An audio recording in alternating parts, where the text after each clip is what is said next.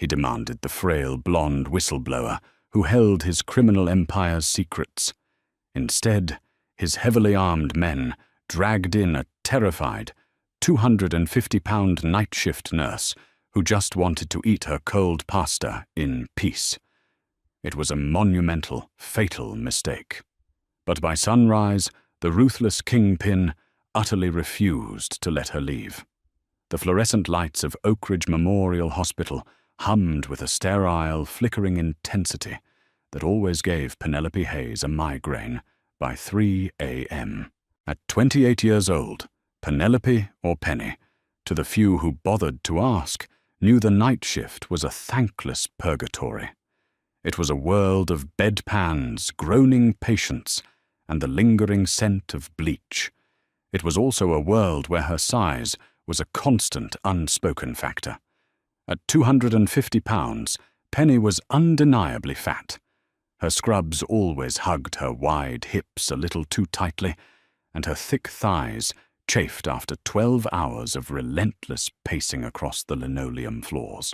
While the other nurses complained about broken fingernails, Penny's battles were fought in the deep aches of her swollen feet and the quiet indignity of squeezing past medical carts in narrow hallways. But she was an exceptional trauma nurse. Dr. Harrison Miller, the chief of surgery, frequently requested her for his most critical post-op patients. She had a gentle touch and eagle eye for dropping blood pressure and a calming presence that the more frantic, thinner nurses lacked. Tonight, however, Penny was just exhausted. Sitting in the break room, she unlaced her white sneakers and let out a long, heavy sigh. Her stomach rumbled. She reached for her Tupperware of leftover baked ziti when the break room door swung open. It was Jessica Brooks, a petite, conventionally beautiful nurse whose blonde ponytail swung like a pendulum. Jessica was everything Penny was not: a size 2 bubbly and constantly texting a rotation of men. "Penny, I need a massive favor," Jessica gasped, looking uncharacteristically panicked. She was clutching a thick baby blue cardigan to her chest. "What is it, Jess? I'm on my 30-minute break," Penny replied, rubbing her temples. "I spilled iodine all over my scrub top. I have to go to the basement locker room to get my spare, but Dr. Miller needs a round of vitals done on the VIP in room 412. If he catches me off the floor, he'll write me up. Please just take my cardigan, cover my badge, and do the vitals. It will take 2 minutes." Penny frowned.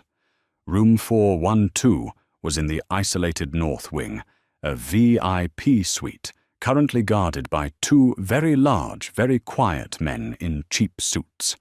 The patient inside was a John Doe with a gunshot wound to the shoulder. "Jess, I don't like going in there. Those guys give me the creeps." "Please, Pen, I owe you. I'll buy you lunch for a week." Jessica tossed the baby blue cardigan onto the table and practically bolted out the door.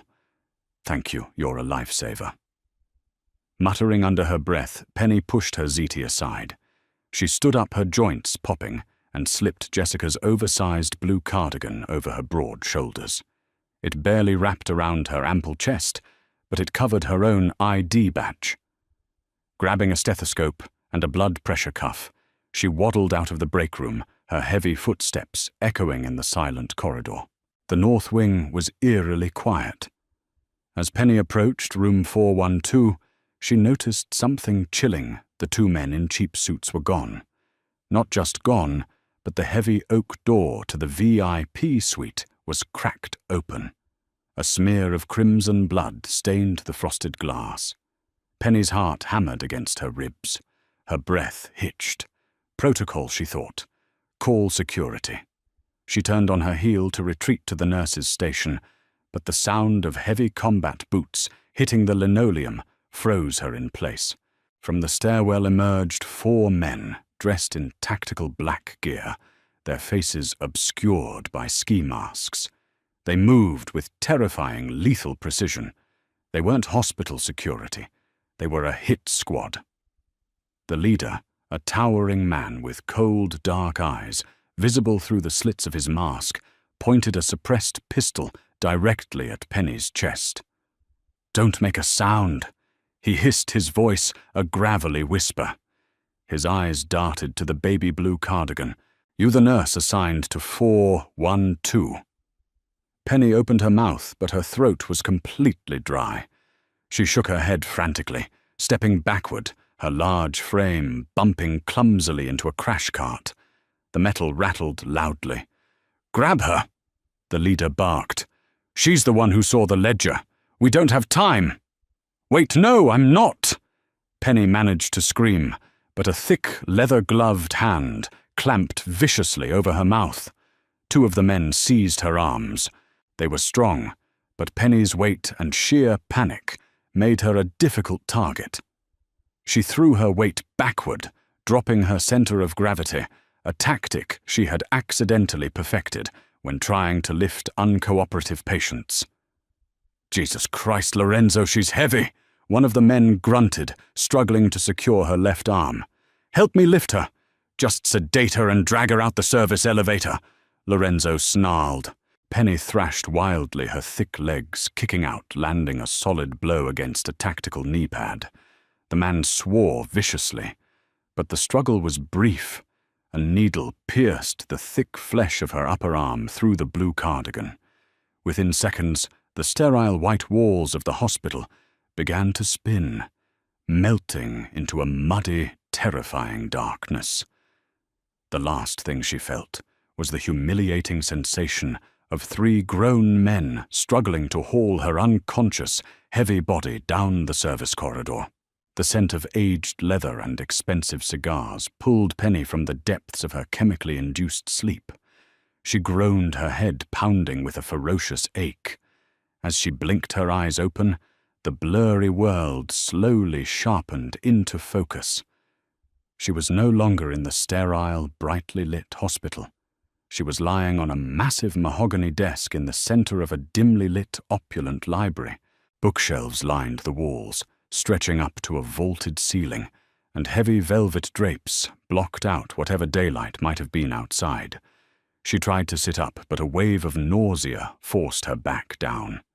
She realized her wrists were zip-tied in front of her. Panic, cold and sharp, flooded her veins. "She's finally awake." The voice came from the shadows, deep, resonant, and dripping with dangerous authority. A man stepped into the amber light of the desk lamp. Penny's breath caught in her throat. He was devastatingly handsome, but in a way that screamed violence. He had sharp, aristocratic cheekbones, a strong jaw shadowed by dark stubble, and eyes the color of a stormy ocean. He wore a crisp-tailored black suit that cost more than Penny's entire yearly salary. This was Damien Costa, the undisputed head of the Costa crime family. Damien walked slowly around the desk, a glass of amber liquid in his hand. He stopped at her feet, his brow furrowing in profound confusion and rising anger. He looked from her round, terrified face down to her thick waist, her wide hips, and the cheap hospital scrubs straining against her curves. He slowly turned his head to the side. "Lorenzo." The leader of the hit squad stepped forward from the corner of the room, peeling off his tactical mask. He looked nervous. "Yes, boss." "I asked you," Damien said, his voice dropping to a terrifyingly soft register, "to bring me the nurse from the 4th floor, the blonde, the petite one who my idiot brother confided in before he passed out, the one who has the flash drive." "Boss." She was wearing the blue cardigan. The informant said, "Look for the blue cardigan." Lorenzo swallowed hard. She was right outside the room. Damien slammed his whiskey glass down on a side table. The crystal shattered, sending shards flying across the Persian rug. Penny flinched, squeezing her eyes shut, her heavy chest heaving with terrified sobs. "Do I look like I run a charity for the visually impaired, Lorenzo?" Damien roared, closing the distance between him and his lieutenant in 2 massive strides. He grabbed Lorenzo by the collar of his tactical vest. "The target was a 110-pound blonde. Look at her. You kidnapped the wrong goddamn woman. She fought like hell, boss. It was dark, the cardigan matched. "Get out of my sight before I put a bullet in your kneecap!" Damien snarled, shoving the man backward. Lorenzo stumbled and quickly retreated from the library, closing the heavy oak doors behind him. Silence descended on the room, broken only by Penny's ragged breathing. Damien turned his piercing grey eyes back to her. He pinched the bridge of his nose, exhaling a long breath. He walked over to the desk, pulling a switchblade from his pocket. Penny shrieked, kicking her thick legs away from him. "Please, please don't kill me. I don't know anything. I was just taking a break. I was just going to eat my pasta." Damien paused, the blade hovering in the air. A bizarre, almost imperceptible flicker of amusement crossed his hardened features before vanishing behind a mask of cold indifference. "Hold still, for God's sake," he muttered. He reached out his large, warm hand, surprisingly gentle, as he grasped her trembling wrists. With a quick flick, he sliced the zip tie. Penny instantly pulled her arms to her chest, rubbing the red marks on her skin. She sat up clumsily, her weight making the antique desk creak. She felt acutely aware of how much space she took up, how messy her brown hair was, and how her fleshy stomach rolled beneath her scrubs. She had never felt so vulnerable and exposed. "What is your name?" Damien demanded, leaning against the edge of the desk, towering over her. Penelope." She stammered, tears spilling over her flushed cheeks. "Penelope Hayes." "Well, Penelope Hayes, you are a victim of my men's profound incompetence. Unfortunately for you, you've seen my face. You've seen Lorenzo's face. You know we took you from the hospital." He crossed his arms over his broad chest. "In my world, loose ends are tied up, usually with a weight around their ankles at the bottom of the bay." Penny's blood ran ice cold. "I won't say anything. I swear to God. I live alone with my cat Barnaby. I have no family. Nobody will even care that I'm gone. Just let me walk out of here. I'll forget I ever saw you." Damien studied her. He watched the way her full breasts heaved with every terrified breath, the way her soft, round face was flushed with authentic terror. In his world, women were either hardened criminals, plastic socialites, or frail, trembling waifs begging for mercy. Penelope was different. There was something intensely real about her. She was soft, abundant, and completely unpolished. Before he could respond, the heavy library doors burst open. Another man rushed in, his hands coated in thick, dark blood. "Damien, it's Dante. The stitches from the hospital tore. He's bleeding out in the east wing. The private doctor won't answer his phone." Damien's cold demeanor instantly fractured. "Show me." He ran toward the door, then stopped, looking back at Penny. You're a nurse. Get up." "What? No, Get up!" Damien bellowed, his voice vibrating off the walls. "If my brother dies tonight, I'll bury you with him. Move." Adrenaline sharp and electric surged through Penny's heavy limbs. The instinct drilled into her over years of trauma nursing took over, overriding her paralyzing fear. She slid off the desk, her feet hitting the floor with a heavy thud, and followed the two men out of the library.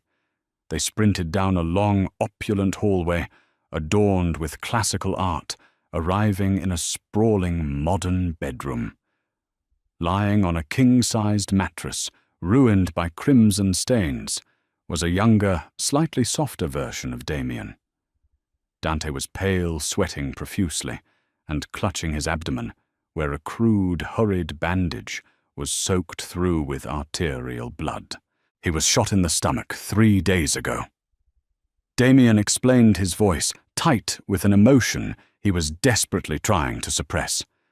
"They patched him up at a dirty clinic. It just ruptured." Penny didn't hesitate.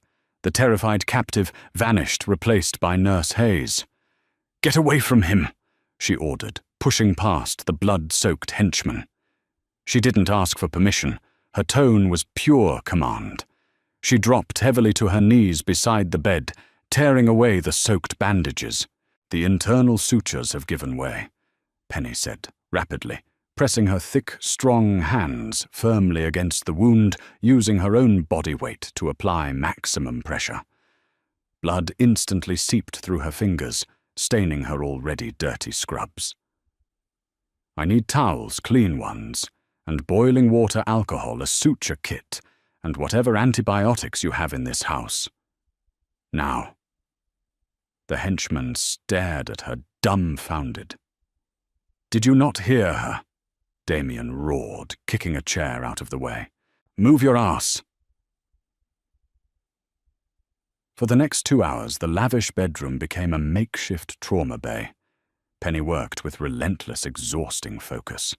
Her back ached, sweat poured down her flushed face, and her knees screamed in agony from kneeling on the hardwood floor, but she didn't stop.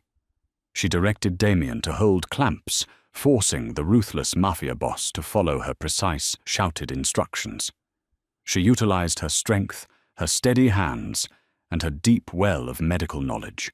When Dante flatlined for a terrifying 10 seconds, it was Penny who threw her substantial weight into the chest compressions, cracking a rib to force his heart to beat again. When it was finally over, Dante's breathing had stabilized.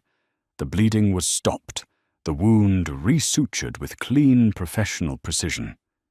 Penny collapsed backward, sitting heavily on the blood-stained hardwood floor.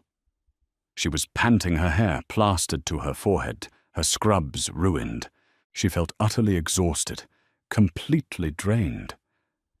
Damien stood at the opposite side of the bed, wiping his brother's blood from his hands with a towel.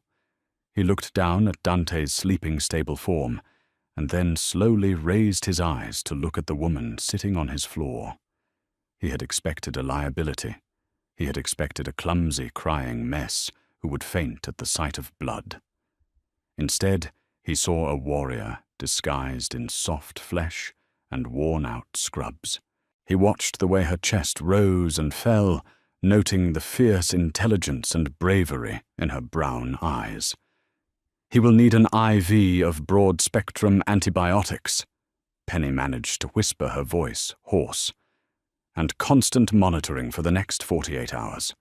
If he spikes a fever over 102, he needs an actual hospital, or he will go into septic shock." Damien slowly tossed the bloody towel onto a side chair. He walked around the bed and stood over her. For a terrifying moment, Penny thought he was going to pull his gun and end it right there. She had outlived her usefulness. Instead, Damien extended a large, clean hand down to her. Hesitantly, Penny reached up. His grip was iron-strong as he effortlessly hoisted her to her feet, though he had to brace himself against her weight. "You saved his life," Damien said, his voice a low, gravelly rumble that sent a strange shiver down Penny's spine. "I did," Penny breathed, looking up into his storm-grey eyes. "So, does this mean I can go home now?" Damien Costa stared at her, his gaze dropping to her soft lips, then tracing the curve of her wide hips before returning to her eyes. The cold, ruthless calculation in his stare was gone, replaced by something entirely different. Something possessive. "No," Damien said softly, stepping into her personal space. "It means you are never leaving." The next morning arrived with a blinding glare of sunlight filtering through the heavy silk drapes of a guest bedroom that felt more like a fortified bunker than a luxury suite. Penelope Hayes woke up shivering, despite the ridiculously soft Egyptian cotton sheets covering her exhausted, aching body. Her mind immediately raced back to the blood, the agonizing terror, and the cold, unyielding decree from Damien Costa.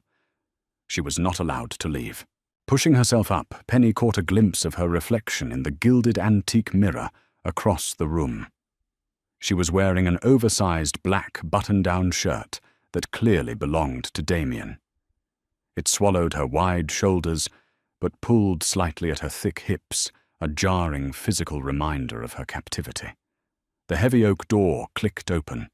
Lorenzo, the hit squad leader, who had dragged her into this nightmare, stepped inside carrying a silver tray.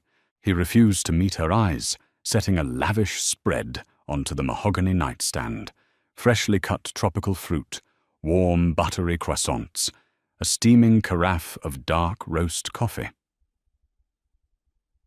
"Mr. Costa requests your presence in the dining hall once you have eaten," Lorenzo muttered gruffly, immediately turning on his heel. Penny did not eat. Her stomach was tied in a tight knot of sheer anxiety.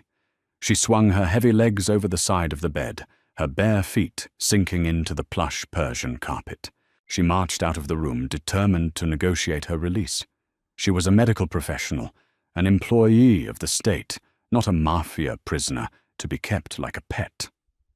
She found Damien sitting at the head of a massive dining table, calmly reading a copy of the Wall Street Journal. He looked up, his storm-grey eyes raking over her disheveled appearance. He did not look angry. Rather a strange, possessive warmth flickered in his gaze. "Sit, Penelope," he commanded, smoothly gesturing to the velvet-lined chair beside him. "I want my clothes and I want a taxi," Penny demanded, her voice shaking but her stance firm. "You cannot keep me here. People will notice I am missing. The hospital administration, my landlord, the police." Damien chuckled, a dark, vibrating sound that echoed in the cavernous room. He picked up a sleek smartphone and slid it across the polished wood toward her. "Look at the screen, sweet girl." Penny hesitantly picked up the device. It displayed a fake email sent from her account to the Oak Ridge Memorial Hospital HR department, resigning effective immediately due to a sudden family emergency. Another document showed her apartment lease being terminated, the penalties paid in full from a mysterious offshore account. "I have enough money and influence to erase your existence in a single afternoon," Damien explained, taking a slow sip of black coffee. "You are officially a ghost, Penelope. My ghost." Tears of absolute frustration welled in Penny's eyes. "Why?" "Because I saved your brother. I did my job. I am fat. I am plain. I am just a nobody, night shift nurse. I don't fit into your glamorous, violent world, Damien. Let me go back to my quiet life." Damien's expression darkened instantly. He stood up the chair, scraping loudly against the floor, and closed the distance between them. He crowded her against the edge of the table, his towering frame completely engulfing her.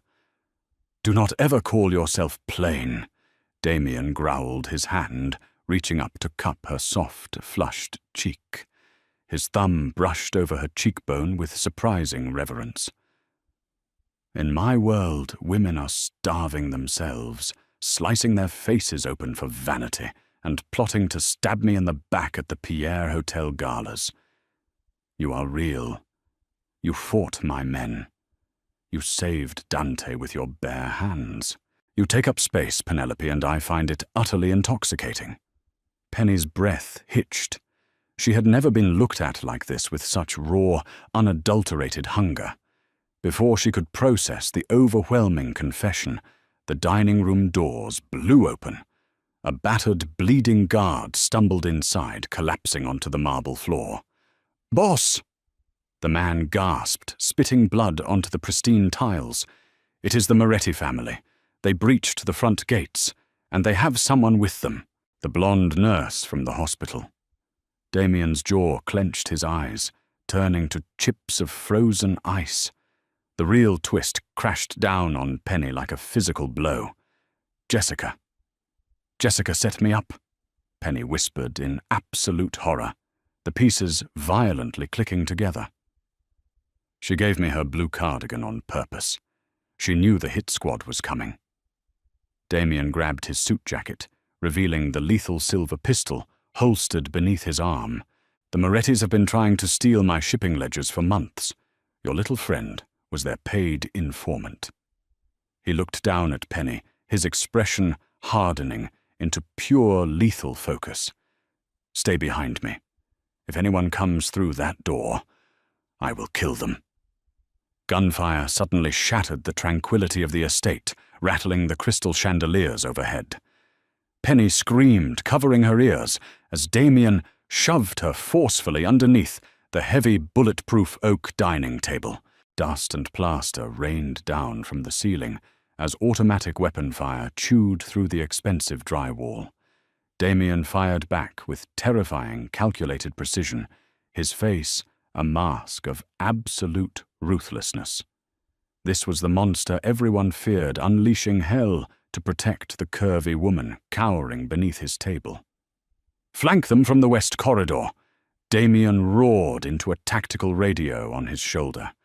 "Do not let them reach the medical wing. Dante is completely defenseless." Penny's nurse instincts flared instantly, overriding her paralyzing terror. Dante was hooked up to an IV downstairs. If the power grid was compromised, his life support monitors would fail. "Damien!" she yelled over the deafening noise. "Dante's backup generator needs to be switched manually. If the grid goes down, I have to go to him." "Absolutely not, you stay right here," Damien ordered, ejecting a spent magazine and slamming a fresh one into his weapon. But a sudden massive explosion rocked the foundation of the house, plunging the entire estate into total darkness. The grid was completely gone. Penny didn't hesitate. Using her intimate knowledge of hospital emergency protocols, she scrambled out from under the table, her bare feet silently slapping against the cold, debris-covered floor. She ignored Damien's furious, panicked shouts, slipping through the servants' entrance toward the medical wing. The lower levels were pitch black and thick with acrid smoke. Penny felt her way along the walls, her heavy breathing echoing in her ears. She reached the makeshift ICU just as two men wearing Moretti insignia kicked open the opposite door. One of them held a flashlight, the beam cutting through the dark to illuminate Dante's unconscious body. The other raised a suppressed weapon. Penny had zero combat training, but she had two distinct advantages. One, a significant weight advantage. Two, a heavy steel oxygen tank beside the bed. With a primal, desperate scream, Penny grabbed the steel cylinder and hurled her 250-pound frame directly at the armed assassin. She collided with him like a runaway freight train. The sheer momentum sent them both crashing violently to the floor. The man's gun skittered under a medical cabinet. Penny scrambled on top of him, pinning his chest with her heavy knees, and brought the oxygen tank down hard against the side of his skull. He went completely limp. The second man cursed, drawing his combat blade. But before he could lunge at Penny, a deafening gunshot rang out. The man's chest exploded in a shower of crimson, and he dropped dead onto the floor. Damien stood in the doorway, a tactical flashlight attached to his smoking gun, panting heavily. He looked at the dead Moretti soldier, then at the unconscious man, trapped beneath Penny's substantial weight. The ruthless boss lowered his weapon, a look of profound, terrifying awe washing over his blood-splattered face. Penny scrambled off the man, trembling violently as she rushed to switch on Dante's backup battery. The monitors beeped back to life, steady and strong. Damien walked over, kicking the weapons away from the bodies. He dropped to his knees right in front of Penny, grabbing her shaking hands. They were covered in grease sweat and another man's blood. He didn't care.